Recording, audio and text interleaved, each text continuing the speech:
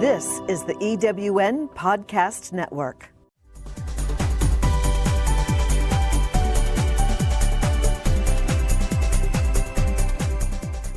Welcome to Prime Spark, the podcast that brings you conversations that inspire, celebrate, and empower women over 55.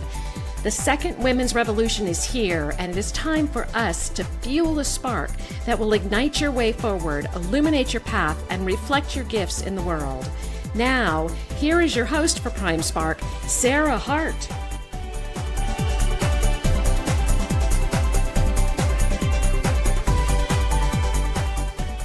Hi, and welcome to Prime Spark. I'm Sarah Hart, and I'm so happy you're here with us. Prime Spark is designed for women over 55 or close to help us all have our happiest, most fulfilling, and productive lives now and in the future. The mission of Prime Spark is to change the way our society sees and treats older women. That's a big mission, which means we only need to get started now, and we all need to be involved. And today I have the pleasure of talking with John Cochran, a man whose work I greatly admire. John Cochran is President and Chief Executive Officer of HumanGood, the sixth largest nonprofit senior living provider in the country. HumanGood's mission is to inspire the best life for the residents, team members, and everyone in the HumanGood family. The organization was founded on the belief that everyone should have the opportunity to live life with enthusiasm, confidence, and security, regardless of physical, social, or economic circumstances. John first joined HumanGood in 2009, and his vision for growing the mission and focusing on innovative thinking has helped transform the organization from 6 life plan communities in Southern California to now 23 life plan communities and 99 affordable housing communities in 8 states. Previously, John was Chief Operating Officer for LifeSpace Communities. He has his law degree from Northwestern University and a bachelor's degree in political science from Northern Illinois University. In addition to leading HumanGood, John serves on the board of Resurge International. He currently resides in Manhattan Beach, California, with his wife, Lisa, and their Labradoodle, Harvey. So welcome, John. I'm so happy you're here. Sarah, thank you. I'm so glad to be here. And I'm so in love with what you are doing with Prime Spark, this idea of inspiring people's best life with a real focus on older women, I think is so timely, so important. And I think you're really on the cusp of significant societal change. And I think these conversations are so important, so timely. And I'm really, really happy to talk with you about that work and about how we do inspire people's best lives in what should be the best, richest time of their life. And I think Absolutely. That's what this conversation is all about. It's why I'm so excited to work in this field. And I know it's why you're so excited to be doing the work you're doing with Prime Spark. Yes, absolutely. So in getting started, John, what I would like to know is, do you experience getting older? And if you do, what is that experience? And if not, why is it that you think that you don't? Well, it's a great question, and it's so interesting to me as I think about that, of how we experience aging. And it's such a complex answer, as you might imagine. And I would love to hear, this is where I would love to hear from your listeners on what they experience, because so much of societal messaging around aging is negative focused in ways that we often don't even imagine or perceive or understand or get our arms around. It's just so omnipresent that we don't think twice, that when we talk about aging, we talk about decline, we talk about diminishment, we talk about all kinds of negative associations, almost reflexively. And I think that's because that negative language around aging is really embedded in our culture and society. I think it's changing. And I think that's the good news. But there's so much that's negative around, again, loss and decline and diminishment. But that's not even half the story. First of all, much of what we associate with the decline as we age, physical decline, is not only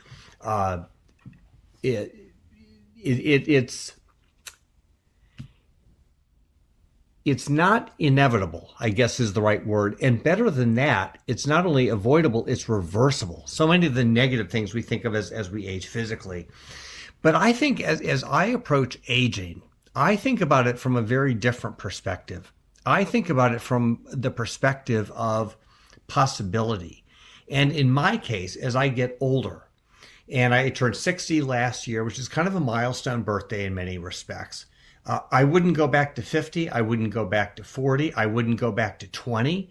And so as we think about experiencing getting older, I view it vastly more positively than negatively. I am more focused. I'm more driven.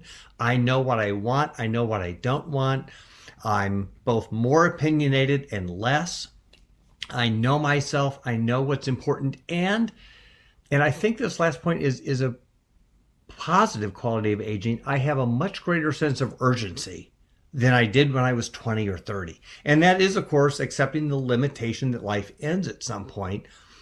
And that's not entirely a negative thing. That's partly what drives forward momentum. It drives focus. It drives clarity. And I think it's why for many people, as they get into the third half of life, as we often refer to this, it's a positive experience because we do have this energy, we have drive, we have wisdom, and we have focus. We know what we want to do. We know where to apply resources, and we know how to avoid the things that waste time and suck energy. And so as I think about how I've experienced aging, yes, there are certain limitations that come with aging. But by and large, I view it very positively. And it's something I look forward to. And as I've gotten to 60 and realized I'm in a far richer place than I was a decade or two or three ago, I continue to look forward for more purpose and meaning in those later years. That's really interesting, John. Yes, I have interviewed way over 100 women now, and some men, but mostly women, way over 100. And when I ask them that question, the very, very, very, very common answer is, well, yeah, I experience some things primarily physically. I can't do things exactly the way I used to. When I get out of bed in the morning, I have a few more aches and pains, whatever. But other than that, I feel better than I've ever felt. I feel more me. I feel more who I'm supposed to be. I don't care very much about what other people think anymore. Yep. And so it's truly astounding to me that so many people can hold on to all of this amidst the messages we've gotten, because everything that we've heard and see day after day after day of aging is simply not the experience for a lot of the people I talk to. No, it isn't. It's fascinating you use these words because we're so conditioned to think of limitation and loss as it relates to aging. And yet for many of us, I think the surprise is we get to what I'll call 60 plus, and it's liberating. And you talk about the fact that we don't care as much what people think, and not in some, up yours way, I don't care about other people. It's not that at all. It's that we're much more comfortable in our own skins. We're much more comfortable in our own minds. We do know ourselves, why we're here and what we're meant to do and what remains to be done. And we're able to sift through the noise of life much more adeptly than we were earlier in life. Yes. And it really is liberating to get to this point and realize I am in my prime in many respects. Absolutely. And even it's interesting because even the physical limitations you mentioned, and there are some that are unavoidable. There are physical limitations that happen to all of us. We have parts failures that we experience. And thankfully, we live in a time of great medicine and great opportunity for getting new hips and knees and medical treatments we didn't have in prior generations. But even many of the limitations are, again, both avoidable and reversible with fairly simple measures. And I think you get to this point and realize, gosh, I can recover a lot of these things relatively easily it is this kind of aha moment of, wow, we're not going to be marginalized. We don't need to sit on the sidelines, and we're not going to sit on the sidelines.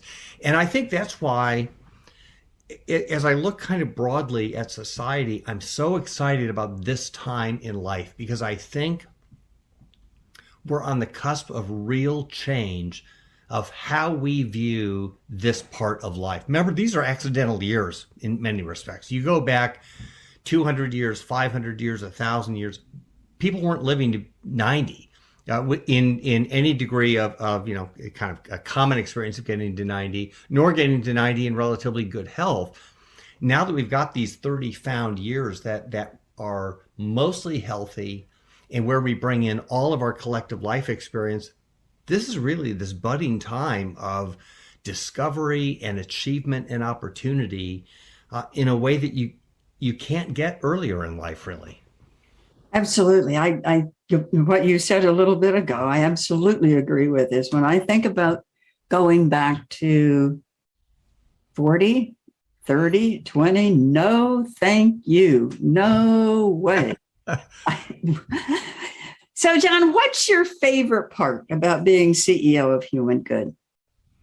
Oh, I think my favorite part, oh gosh, that's such an interesting question. There's so many favorite parts. I love being CEO of this organization. I love the people with whom I get to work every day, the passion that they bring to exactly what we talked about at the onset of this conversation, of inspiring people's best lives, the real sense of passion and urgency and focus and joy that my teammates bring to this work. The sense of opportunity and discovery and willingness to think differently, I absolutely love. The same notion when I look at our residents, it's exactly the same thing. The energy, enthusiasm, focus, the vitality, the connection to life, the idea that we want to wring value out of these years and out of this experience, and it's a collective endeavor, I absolutely love. And I think in some respects, what I love most is the possibility that sits out before us. It's not what we've done, it's what we can and have yet to do that is so utterly exciting for me. I really do think we're on this cusp of a different age, of how we think about aging, how we talk about it, how we experience it, how we support one another, what we do. And I think being on the cusp of that change is truly exciting as we help each other navigate through how we get the most out of these years. And so I look at HumanGood, at what our brand promise is of inspiring people's best lives, and I think this is everything we're trying to do individually, and it's what we're trying to do collectively, and that's what really excites me about this work. I agree. But what are the greatest challenges for you right now with senior living? Oh, gosh. I think while we're on the cusp of redefining this age and what it means and what it can mean, I think there's still a lot of baggage that we're carrying societally around what aging looks like and what it should look like. I think so many of the messages are outdated and flat out wrong that we have to still, shovel a lot of stuff out of the car to get us where we need to go. And so I think we're still overcoming a lot of outdated, negative, misaligned stereotypes around aging. And that's a real challenge. And we see that, again, these outdated images are everywhere. You almost can't escape them. And because they're so ubiquitous, in many cases, we can't even identify them. They're just everywhere, and we've accepted them as normal. And so I think one of the biggest barriers is really changing the mindset and the focus and the outlook of people around what this third half of life should look like.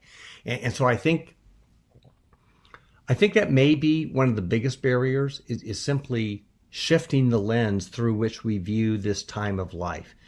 And I'll go back to, I think one of the things I'm so optimistic about is I think that lens is beginning to shift. I think the language, this podcast is a great example. We're talking about things that even a decade ago, people weren't talking about. how do we view this as the prime part of our life, which I think all of us would agree, this is the prime part of our life. We're feeling in our prime. This is where we get to bring the most value, bring the most value. So I think it's changing, but I think there's still a long way to go to get rid of all of the stereotypes that we've been dragging around with us for the last century. I so agree with that. I think of every once in a while, I'm reading an article about that says, stay away from retirement communities, think of alternatives. And how do you respond to that criticism? Because I think that's also based on old images. It's totally based on old images. And I'm not sure entirely how we break free of that, because it's so interesting to me. The image outsiders have of this field of senior living is so completely misaligned with what I see our residents and families and team members experience on a daily basis that I almost can't make sense of it. You can't make sense of it. They're totally misaligned in many respects. And I think you begin to change perception as we improve our storytelling of showing the world what successful aging looks like. And that a part of successful aging, just like successful living in any other stage of life, is communal connection. It's our connections with one another. And I think that's the secret sauce of a retirement community. I think, of course, we need to get rid of the word retirement. That's one start we can make. But I think when we look at these communities, the real value that they bring is the connection to like-minded people who are helping us achieve what we can get out of life. And I don't think that story is yet getting out. I think it's starting to, but it's not breaking through. We haven't found the language yet. And we're guilty ourselves in many respects of using language of limitation and decline and service. And we do that with all good intentions, but still with all bad result. This can't be a language of come live in a community and let us do for you. Let us take care of you. Oh, you need my help. To one of let's partner together on getting the most out of life with whatever limitations all of us bring to the equation.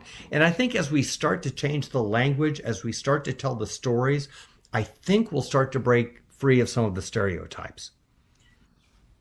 I think so too, and I hope so, because that I know that you know the recent, or at least to me it's recent, research by Becca Levy that shows that one's attitude not only affects health in all big and little ways, but actually longevity. And so as we are in communal living, which I think is so important, it's the attitude that I think with that kind of vibrant community shifts. Yep. You're exactly right. And as you say that, Sarah, it reminds me, I was visiting with a resident at one of our communities in San Diego, and she was telling me the story. She was at the time in her mid-80s, and she was getting up and writing books and doing lectures and doing keynote speeches. And she writes and talks about the fact that she would wake up, say, well, nothing's hurting today, nothing's aching. I'm going to get up and plug right into life. And she did this with the enthusiasm of what we would think of as a 25-year-old, but increasingly I think of as the enthusiasm of an 85-year-old to say, wow, I'm going to get up and seize life today. And that attitude absolutely affects how we age, how successfully we age, how we view aging, the impact we have on our own lives and on the life of the world. And I think that's the great opportunity. And that's true in every aspect of life. I was asked recently in a different interview to talk about leadership and what's important about leadership. And what I talked about is the fact that leaders make choices every day of how they show up. And how we choose to show up as, in this case, leaders of HumanGood influences how the organization does, how people view us, and how we view ourselves. It's no different with aging, right? It's the decision we make of how are we going to choose to confront the day? What do we prioritize? What takes, are we focused on medication and diminishment and loss and the aches and pains that come with aging? Or are we focused on opportunity and the work yet to be done? And that attitude and those choices have profound consequences for us individually and for our society. So we all agree, I think, at least you and I agree, I think a lot of people agree on this importance. So what do you see as some of the exciting possibilities for senior living on the horizon? Oh, I think there are endless possibilities. I think it's continued personal connection. And I think it's one of the things you also realize as you age is how important just our deep social connections and friendships are. And I think community helps foster and sustain and maintain and develop that in ways that we can't get when we're living in isolation with fences and moats around ourselves. So I think that there's huge value in that. But you look at what's happening in our world with technology, you look at the aging demographics, you look at what's happening in medicine. I was with someone last week who'd gotten a knee replacement and she's standing up at a party. This is 2 weeks after she's had surgery. She said, wow, can you believe this? I got a brand new knee and I'm ready to go. And you look at the medication, the technology, the attitudes of aging, the increasing awareness, I think, of the value of communal connection, both on a residential basis and just having places to plug into one another and connect with one another. I really think that this is where senior living, our field, can really help pull all of this together for people and help give more people better access to these resources that enable them to age successfully, however they define that. And that's what's also key, right? It's your vision of aging may be different from mine, may be different from someone else's, and that's okay. They don't need to align, but we certainly have significant common interests that can be reinforced by being in connection with each other. And that's, I think, kind of the secret sauce of how we make ourselves relevant as a field. Do you see any changes that already are happening as a result of this huge bubble of baby boomers moving forward into a time when they will be in life plan communities?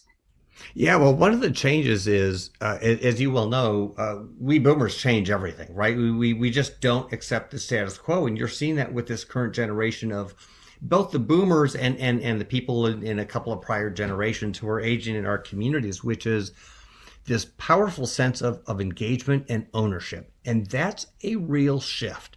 I think if you go back a generation in this business, there was this sense of, well, I'll move into a community and I'll sit on the front porch, I'll sit in my rocking chair, I'll be taken care of, someone's going to serve me. And perhaps for a prior generation, that met the need and the expectation and the desire. I think what I'll say for our generation, I think that's shifting radically to one of empowerment, engagement, control, autonomy. And this group of seniors is not going to sit idly by and have an experience misaligned with their own hopes, dreams, and aspirations. And that's a great thing. So what I see is this generation forcing a shift in conversation, forcing a shift in programs, in services, in design, in amenities, and in healthcare, all of which I think is going to be tremendously positive, both inside the walls for the people who actually live with us. But I think what we're soon going to see, and this is really exciting, I think you'll start to see those walls become more porous. I think you'll see some of what's happening inside the walls pour out into the broader community, and that will have another positive transformational effect on this generation of seniors. It's when you talk about that, I absolutely agree with you. And one of the things that occurs to me is this is not an exact analogy by any means, but my experience over the last, say, 10 or 15 years is I have some doctors that really enjoy my questioning and I saw this on the internet and it says da, da, da, and I think maybe we should think about this. And there are others that are just, get this lady out of my office. And so I assume that will be true of some of the people who've worked for a long time in communities, that it's, I really would like you to sit down in your rocking chair and wait for me to help you. Yeah, and I think, it's fascinating. We've had a couple of these conversations where you've talked about the invisibility of seniors, and anyone, I think, north of 60 has probably experienced that. We've talked about the dismissiveness of people towards seniors, of sit down, I know best, let me do for you. And I will tell you that I think those dinosaurs are on their way to extinction. I just don't think this generation of seniors will not put up with that, and they'll not put up with it in vocal, loud, and transformative ways. And we're just, we're not going to be told to sit on the sidelines. I think prior generations may have done that and maybe accepted order and control more than our generation. That is not going to be the way forward. And for the people who, whether they're doctors or they're people in my business or any business dealing with seniors, if you don't understand that shift, you are not going to be successful with this market at all. And I think increasingly, I think we're going to see people shut down quickly and irrevocably when they behave in ways misaligned with the market. I think you're right, and I certainly hope so. One of the things was in your introduction that I found fascinating. How did HumanGood go from life plan communities to also affordable housing communities? How did that happen? Well, it happened by intention and design, and I will credit the people who worked at this organization and its predecessor organizations long before me, because this came from our boards of directors and prior leadership teams, all of whom for the last 40 plus, probably now nearly 50 years, have had a commitment to serving low-income seniors and giving them the resources they need to age successfully and to thrive. And it goes back to the core brand promise, which you referenced, that we believe that all people should be able to age with enthusiasm, confidence, and security, regardless of physical, social, or economic circumstances. Those aren't just words for us. They are a calling to us to make sure that we extend our reach, expand the people we serve. And so for decades, this organization has been committed to ensuring that while we meet the needs of seniors who have the resources to thrive and live independently and provide for themselves, that we also extend that reach to those on the lowest end of the economic spectrum. And so when I joined this organization, I think we had, 15 or so affordable housing communities. And then both through new development and through affiliations, we've now grown to 100.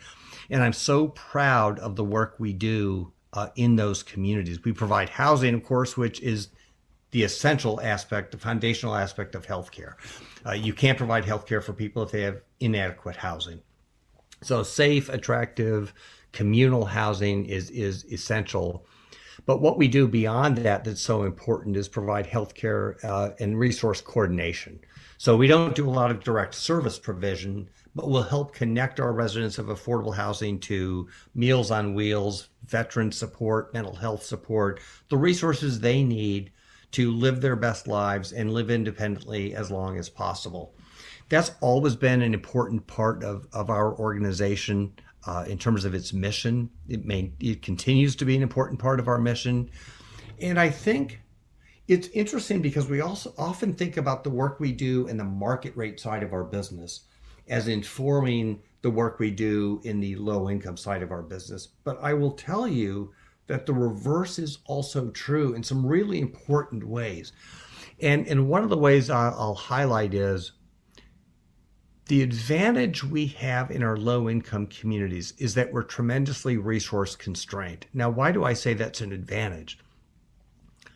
Because it forces a level of creativity, on the part of our residents and our teams to figure out how to inspire people to live their best lives when you can't simply throw money at the problem.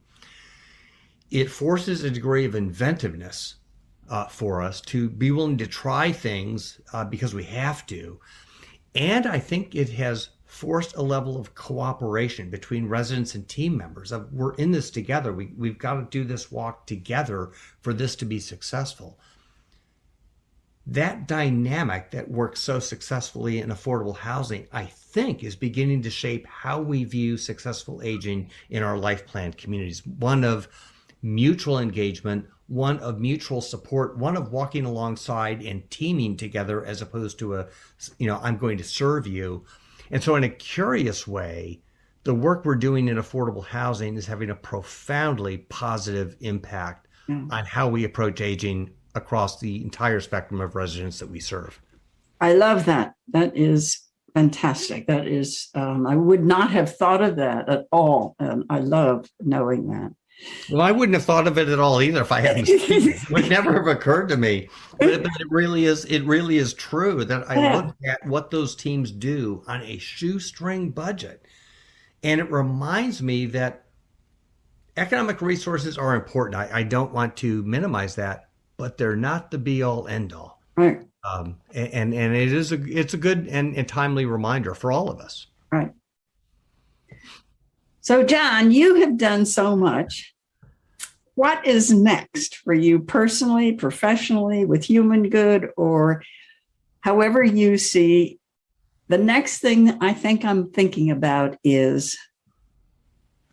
Boy, the next thing I'm thinking about professionally is, as I look at where HumanGood is today, and I referenced this at the beginning of this call, that we're sitting on the cusp of transformational change as an organization, as a company, and as a society. And I can't imagine any place I would rather be trying to advance this work of successful aging than HumanGood. I think we have such a great platform on which to build. And as I look, I think what excites me as I look forward is less what we've done. That's nice to have a track record. It's nice to have the learning that comes with that. But I'm not one for much backward looking. What I'm really excited about for HumanGood is to look forward and say, well, if we've done all of this in the last 13 years, in the last 30 years, imagine now with the societal winds at our backs of advances in technology and in medication and in how we culturally view aging. Imagine what the next 30 years could be. And so what I want to do is make sure that as a company, we are positioned to best take advantage of that, lead the conversation, lead the charge in helping people live their best lives, and do it in partnership with the people that we are serving and need to serve going forward. And so I look out and I think, as much as the last 10 years have been wildly fun, and I have enjoyed them beyond anything I could have imagined when I started this career, I think the next 10 years are going to be even better. And in your life also, not just in watching and working with humans. Well, and in my life also. So I think it's the same thing. As I look over the last couple of decades, I look forward to, and no one gets a guarantee on anything, but as I look forward to the next couple of decades, assuming that I get them,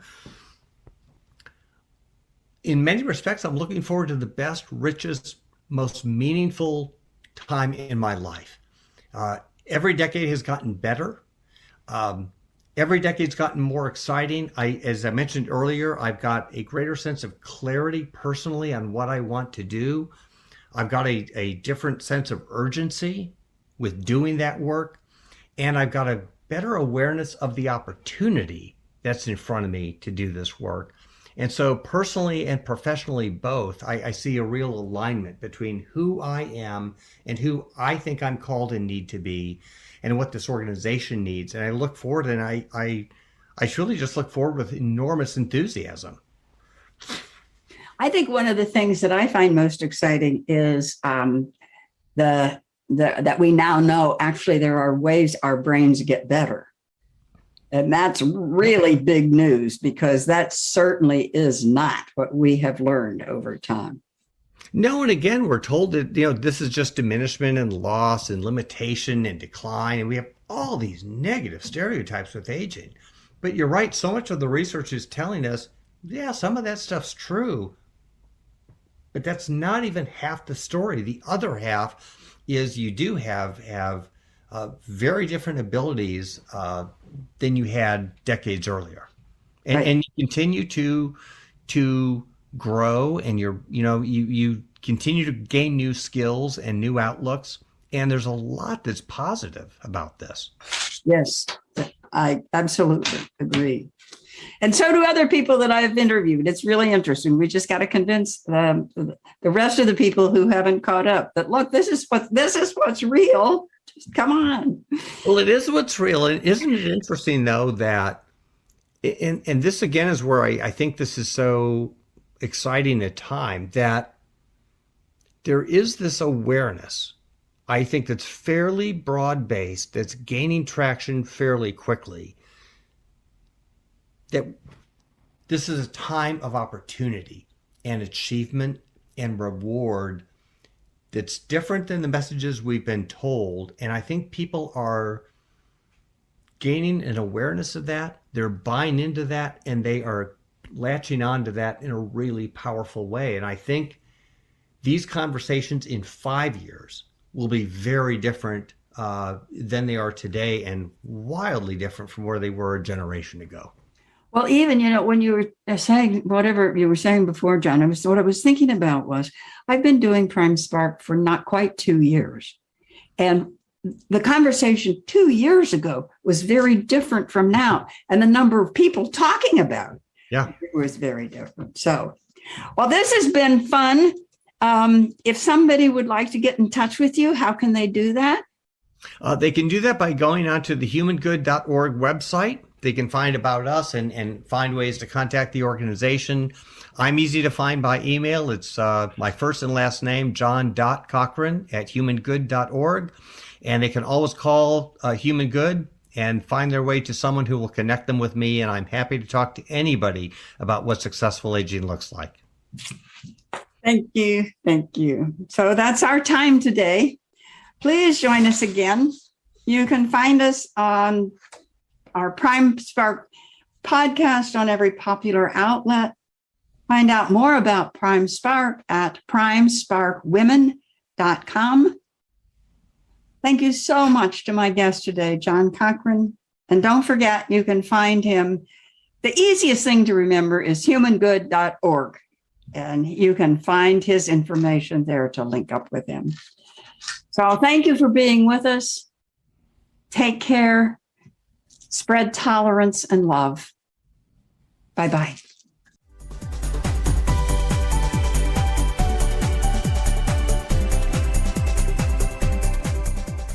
Thank you for joining us on Prime Spark. With each episode, Sarah Hart brings you conversations that inspire, celebrate, and empower women over 55. If you would like to listen to or download other episodes about remarkable, experienced women, go to ewnpodcastnetwork.com. This podcast is also available at Spotify, Apple Podcast, and most other major podcast sites.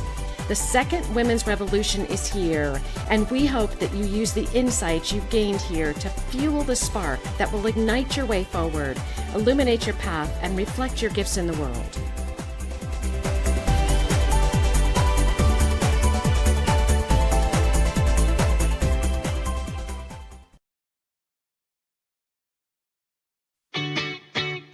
Have you ever asked yourself this question?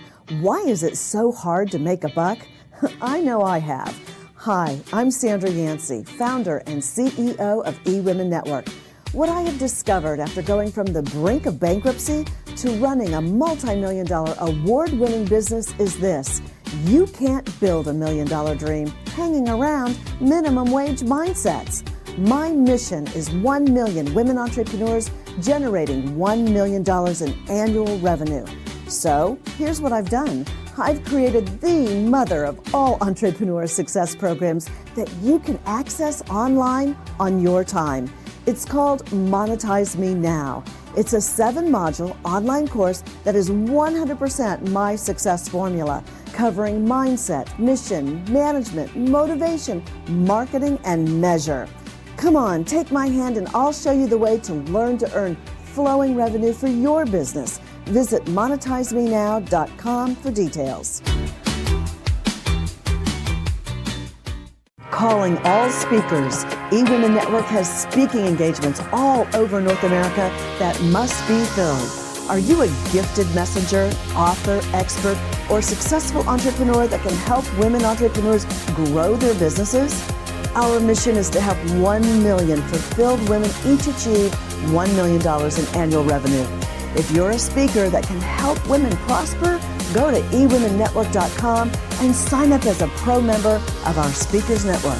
That's eWomenNetwork.com. Thanks for listening. This is the EWN Podcast Network.